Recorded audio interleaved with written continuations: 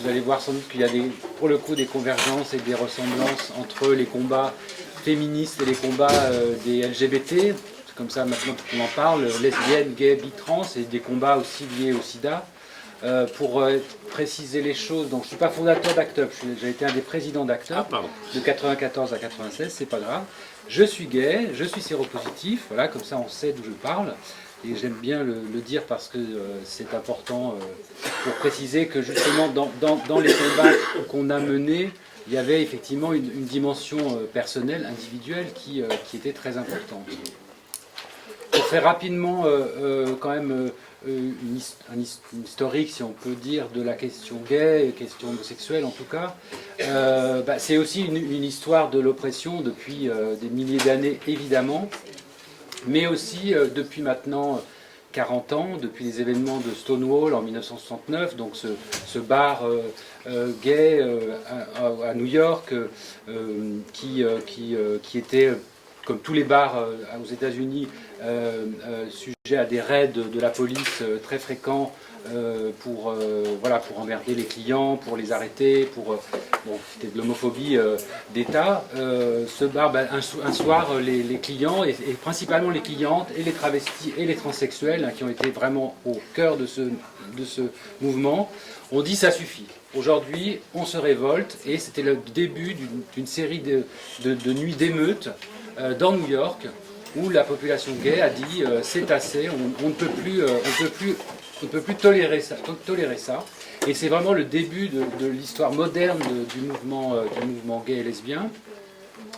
Un mouvement d'émancipation, de visibilité, et on y reviendra justement par rapport au sida, parce que ça a eu des influences justement sur la lutte contre le sida. Le XXe siècle est quand même marqué par une série de progrès et de retours en arrière sur cette question, puisque dès le début du siècle, dès le début du XXe siècle, on va dire, il y a toute une réflexion, il y a des mouvements gays qui se créent en Allemagne, en Grande-Bretagne, en France, y compris des mouvements qui travaillent sur la question du couple, la question du mariage, donc vous voyez que c'est une histoire très ancienne. Dans les années 20, il y a dans des quartiers entiers qui se créent en France, en Grande-Bretagne. Berlin est la capitale, on va dire la capitale gay de l'Europe. Il faut regarder les livres de Florence Tamagne, par exemple, qui en parle très bien, sur cette culture gay qui naît. Et évidemment, tout ça va être stoppé net par l'arrivée du conflit de la Seconde Guerre mondiale, où le régime nazi va faire des homosexuels, en tout cas en Allemagne, une des cibles majeures de sa répression. Alors on a beaucoup exagéré la déportation des homosexuels. Le régime nazi, certes, s'est concentré sur les homosexuels allemands. À la limite, ça aurait arrangé le régime nazi que tous les Français soient homosexuels, parce que comme ça, la France aurait disparu, puisque l'idée, c'est que les homosexuels ne se reproduisent pas. C'était l'état d'esprit à l'époque. Hein. Ça peut faire sourire aujourd'hui, mais à l'époque, il y avait cette idée que l'homosexualité était peut-être quelque chose comme de l'ordre d'une maladie, qui était peut-être quelque chose de transmissible. Donc, plus il y avait d'homosexuels en France, mieux c'était. Donc, ils ne se sont pas acharnés sur les homos en France, même s'il y a eu une répression forte. En revanche, il faut quand même rappeler qu'il y a eu 10 000 homosexuels allemands arrêtés et tués dans les camps de déportation. Après la guerre, ça s'est renforcé, y compris dans des pays comme la France, où il n'y avait pas de législation. Depuis le Code Napoléon et Cambacérès, qui était gay devant l'Éternel, qui donc avait créé qui avait été à l'origine du Code Napoléon, toute référence à l'homosexualité avait disparu du Code civil français. Donc la France apparaissait comme un pays beaucoup plus libéral. On voit par exemple que Oscar Wilde en Angleterre avait été condamné à 2 ans de travaux forcés à la fin du 19e siècle. Il est mort d'ailleurs dans des conditions lamentables en France. Et que d'ailleurs cette législation anglaise, le gross indecency, on était condamné pour les actes homosexuels entre hommes, l'homosexualité féminine n'avait jamais été abordée. Donc on en revient à ce qu'on disait tout à l'heure, les femmes n'ont pas de sexualité, c'est connu. Donc on ne s'était pas préoccupé de savoir s'il fallait légiférer là-dessus. Mais il faut quand même se rappeler qu'en Grande-Bretagne, cette législation a duré jusqu'à la fin des années 60. Et que toute référence à la sexualité ou à l'homosexualité disparaît dans les années 2000 en fait, du droit et de la législation britannique. Et c'est 50 000, 49 000 homosexuels qui ont été condamnés, dont 15 000 qui sont encore en vie.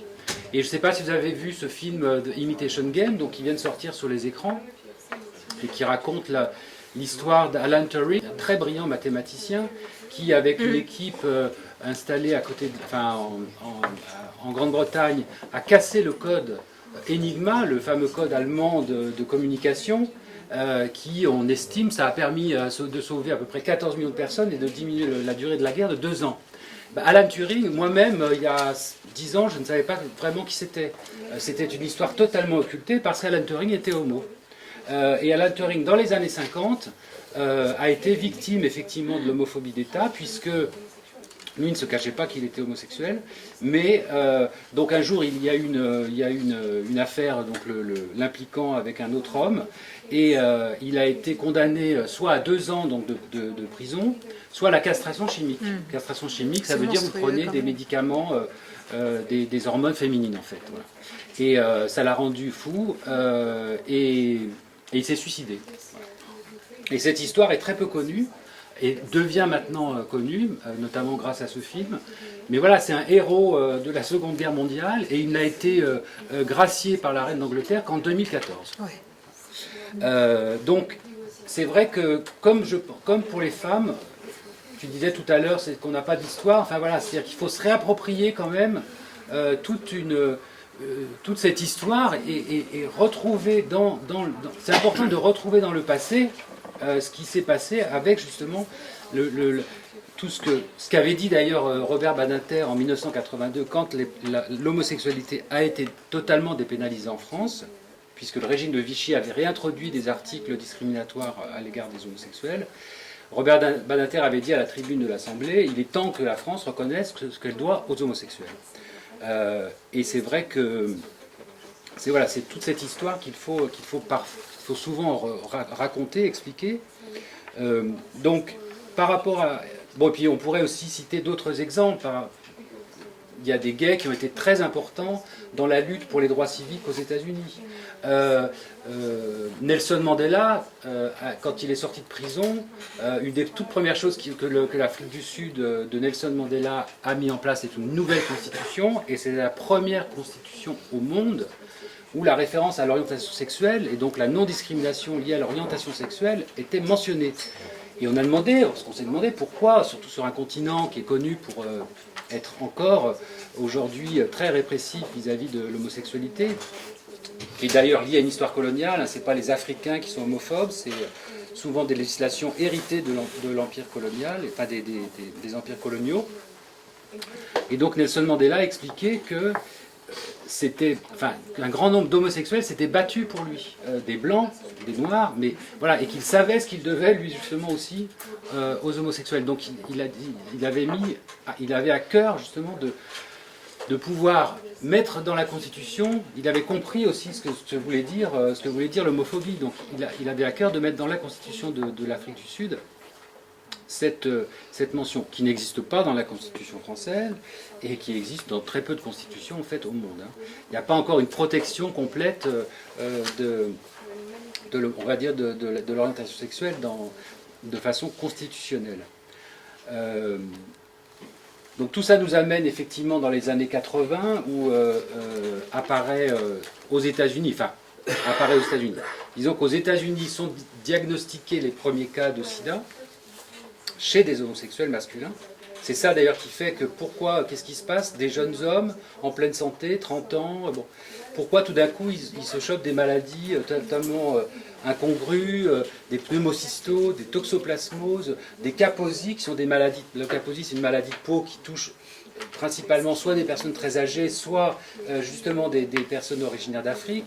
Donc les médecins ne comprennent pas et c'est entre guillemets grâce au fait que l'épidémie touchait majoritairement des homos, qu'on a pu commencer à la détecter parce que les études les plus récentes montrent qu'en fait les premiers cas de VIH remontent au début du XXe siècle. Il y a eu très récemment à la télévision un documentaire qui s'appelait d'ailleurs SIDA, l'héritage colonial, et qui montrait qu'en fait le virus responsable du sida, donc le VIH, qui était présent de façon endémique, notamment chez les chimpanzés dans les forêts lointaines du Cameroun et du Zaïre à l'époque, enfin du Congo belge, puis du Zaïre, du fait de la colonisation, de l'exploitation forestière, de l'usage de l'esclavage des populations noires en grande masse avec des conditions de travail déplorables, a fait que le virus s'est retrouvé à un moment, que les hommes sont retrouvés confrontés à ce virus et qu'un grand nombre d'entre eux ont été infectés, enfin en tout cas avec le virus a pu passer à l'homme comme ça, donc ça date vraiment du début du XXe siècle. Mais les premiers cas diagnostiqués de ce qu'on n'appelait pas encore le sida, c'est aux États-Unis en 1981, dans la communauté homosexuelle. Donc très vite, on s'est mis à parler de cancer gay, y compris dans Libération, qui est censé être un journal plutôt pas mal, mais en fait non, voilà. Tout de suite, on a affublé le mot de sida avec le mot gay. Et ça a été... ce qui était bon, la réalité dans les pays développés. Dans les pays développés, la France, les États-Unis, le Royaume-Uni, la Grande-Bretagne, au début, l'épidémie a touché principalement les homosexuels. Mais très vite aussi, les usagers de drogue, puis les transfusés, les hémophiles. Et par rapport au thème du débat, même si tu n'aimes pas forcément le titre, mais voilà, ce qui est assez nouveau dans un mouvement comme ACT UP, c'est... ACT UP, d'ailleurs en France, on dit ACT UP est un mouvement issu de la communauté homosexuelle. Et c'est vrai qu'en France, on a beaucoup de mal avec ce mot de communauté. D'ailleurs, il n'y a qu'en France qu'on utilise un autre mot qui s'appelle communautarisme. Le communautarisme, il n'y a quasiment qu'en France qu'on utilise ce mot pour dénigrer l'idée de communauté, alors que les communautés, en soi, c'est pas quelque chose de problématique. Enfin, voilà, il y a des gens qui se regroupent en fonction d'affinité, en fonction d'origine, en fonction de... Ça ne veut pas forcément dire que ces personnes-là ne font pas partie de la société, s'enferment dans leur communauté.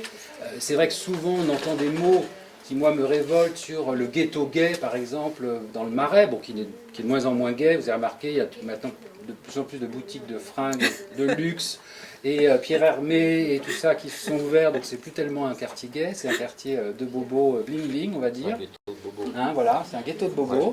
Mais le ghetto, c'est, enfin, moi ce qui me révulse dans cette expression, c'est que le ghetto, c'est quelque chose qu'on a imposé effectivement à des communautés, en parlant des ghettos juifs pendant la Seconde Guerre mondiale. Là, c'est pas ça. Les gays, on les a pas parqués dans un ghetto. Il se trouve que ce quartier qui était un peu abandonné, le Marais, à l'orée des années 80, moi je me souviens quand je suis arrivé à Paris, c'est vrai que début des années 80, le Marais c'était un quartier encore pas très fréquenté. Ben voilà, les loyers étaient moins chers et donc les gays sont installés pour ouvrir des bars, pour ouvrir des boutiques. Bon.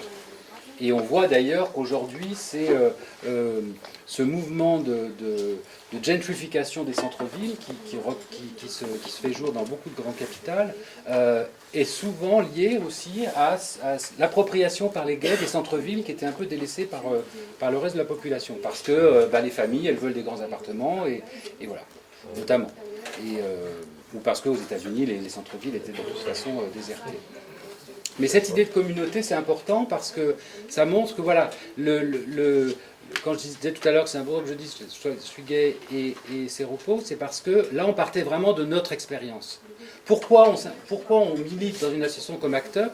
Le livre d'ACT UP, Combien de divisions, le livre collectif qui a été écrit en 93, commence par, au commencement d'ACT UP, il y a la colère. Voilà.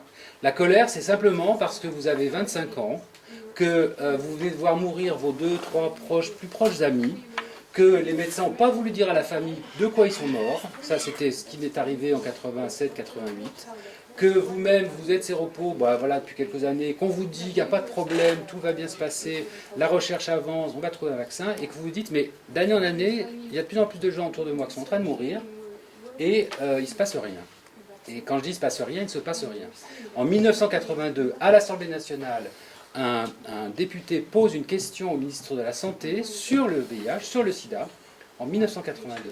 Le ministre de la Santé répond, effectivement, il commence à y avoir une maladie qui se répand aux États-Unis, et on a des cas en France, et ces cas touchent principalement les homosexuels masculins.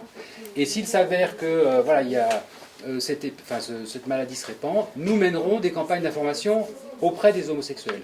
En 1982. Il faut attendre 1992 pour avoir la première campagne qui spécifiquement s'adresse avec d'autres types de messages, mais en tout cas où il y a un message qui s'adresse aux homosexuels. Il faut attendre ça. Parce qu'avant, il y avait ce qu'on appelait des clins d'œil. Alors, il y avait deux types qui parlaient entre eux, il fallait comprendre qu'ils étaient homo.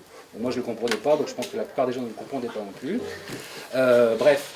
Donc, on voit que cette épidémie, et voilà, donc vous êtes à la fin des années 80, Act Up Paris est créé en 89, sur le modèle d'Act Up New York qui lui-même était créé en 87, et à l'époque, en 89, on nous disait, mais ce mouvement ne marchera pas en France, parce qu'en France, on n'est pas dans cette idée de communauté, on n'est pas dans cette idée de visibilité gay, on n'est pas dans cette idée de dire on est séropos, je suis femme et je suis ça, ou je suis noir et je veux mes droits. On n'est pas là-dedans, on est dans un universalisme, on est dans un État qui prend en charge tous les citoyens, quel que soit, mais du coup le citoyen, effectivement, est totalement neutre, est totalement invisible. Il n'est jamais noir, il n'est jamais femme, il n'est jamais homo, il n'est jamais... Enfin bref. Donc, et c'est là où justement l'universalisme français bloquait, parce que là vous aviez affaire à une épidémie très particulière qui touchait effectivement des homos, et les pouvoirs publics disaient tout le temps, mais moi je ne peux pas communiquer auprès des homos parce que je vais faire du prosélytisme. Voilà, on nous disait ça.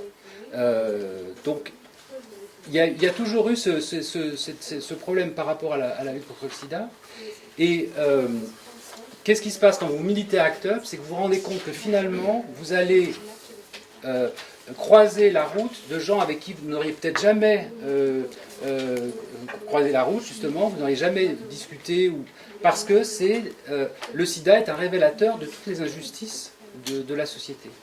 C'est pas pour rien que c'est les homos, c'est les toxicos, c'est les femmes noires, c'est les hémophiles qui ont été touchés par cette épidémie. C'est pas pour rien. 5 minutes. C'est pas pour rien parce que c'est justement des populations marginalisées, des populations qui ont été invisibilisées par, encore une fois, cette espèce d'universalisme. Et c'est des populations qui n'avaient pas droit au chapitre. Et le combat d'Act Up, ça a été de dire, vous êtes séropos, oui c'est grave, mais vous n'êtes pas une victime, au contraire, et deux, vous pouvez justement prendre le pouvoir. Et prendre le pouvoir, c'est quoi? C'est se confronter vraiment physiquement, justement, au pouvoir. Et l'idée, c'était de bloquer des réunions au ministère, c'était de bloquer l'accès justement au ministère de la Santé quand il fallait, c'était d'intervenir dans une conférence pour expliquer ce qu'on avait à dire pour les revendications qu'on portait, et c'est de faire des actions effectivement ciblées pour permettre de se confronter au pouvoir et aux personnes qui représentaient ce pouvoir, qu'il soit médical, médiatique, politique, le pouvoir de l'argent, parce que les premières actions symboliques d'Act Up New York, ça a été de bloquer la bourse de Wall Street pour se plaindre, pour contester les prix du seul médicament qu'il existait à l'époque, qui était l'AZT.